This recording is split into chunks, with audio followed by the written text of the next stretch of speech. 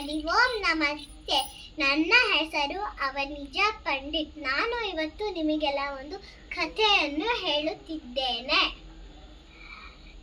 ಯಾವ ಕಥೆ ಅಪ್ಪ ಅಂದ್ರೆ, ವ್ಯಾಸರು ಮಹಾಭಾರತವನ್ನ ಹೇಗೆ ಬರೆದ್ರು ಅಂತ. ಒಂದು ದಿವಸ ವ್ಯಾಸರಿಗೆ ಮಹಾಭಾರತವನ್ನು ಬರಿಬೇಕು ಅಂತ ಪ್ರೇರಣೆ ಆಗುತ್ತೆ.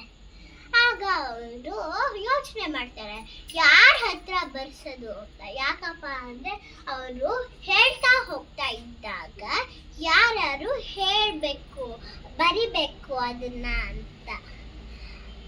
ಅವಾಗ ಅವರು ಬ್ರಹ್ಮನ ಕುರಿತು ತಪಸ್ ಮಾಡ್ತಾರಂತೆ. ಆಗ ಬ್ರಹ್ಮ ಪ್ರತ್ಯಕ್ಷ ಆಗಿ ಹೇಳ್ತಾನಂತೆ, ಇದಕ್ಕೆ ಸೂಕ್ತವಾದ ವ್ಯಕ್ತಿ ಗಣೇಶ ಅಂತ. ಆಗ ಅವರು ಕೈಲಾಸಕ್ಕೆ ಹೋಗ್ತಾರಂತೆ ಶಿವ ಪಾರ್ವತಿಯರ ಪರ್ಮಿಷನ್ ಕೇಳಕ್ಕೆ. ಆಗ ಗಣಪತಿ ಬರ್ತಾನಂತೆ. ಆದ್ರೆ ಗಣಪತಿ ಒಂದು ಕಂಡೀಷನ್ ಹಾಕ್ತಾನಂತೆ, ನಾನು ಏನೋ ಬರೀತೀನಿ, ಆದ್ರೆ ನೀವು ಕಂಟಿನ್ಯೂಸ್ ಆಗಿ ಹೇಳ್ಬೇಕು, ಒಂಚೂರು ನಿಲ್ಲಿಸ್ಬಾರ್ದು ಅಂತ. ಆಗ ಇವ್ರಿಗೆ ಯೋಚನೆ ಆಗೋಗುತ್ತೆ, ಹೇಗಪ್ಪ ನಾನು ಕಂಟಿನ್ಯೂಸ್ ಆಗಿ ಹೇಳೋದು ಅಂತ. ಆಗ ಅವ್ರೊಂದು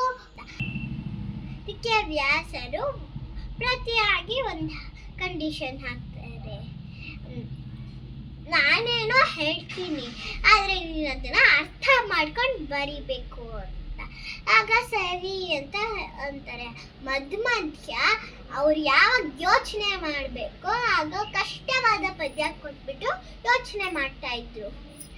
ಹಂಗೆ ಬರಿತಾ ಇದ್ದಾಗ ಗಣಪತಿಯ ಲೇಖನಿ ಮುರಿದೋಯ್ತು. ಆಗ ಗಣಪತಿ ತನ್ನ ದಂತವನ್ನ ಮುರಿದ್ಬಿಟ್ಟು ಬರೆಯಕ್ ಶುರು ಮಾಡ್ದ.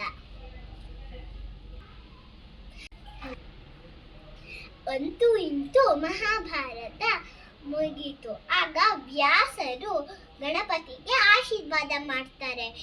ಏನ್ ಕೆಲಸ ಮಾಡ್ಬೇಕಾದ್ರೂ ಕೂಡ ಗಣಪತಿಯನ್ನ ಫಸ್ಟ್ ಪೂಜಿಸಬೇಕು. ಇನ್ನೊಂದು ಕಥೆನ ಮುಂದಿನ ಸಂಚಿಕೆಯಲ್ಲಿ ನೋಡೋಣ. ಧನ್ಯವಾದಗಳು. ಜೈ ಶ್ರೀ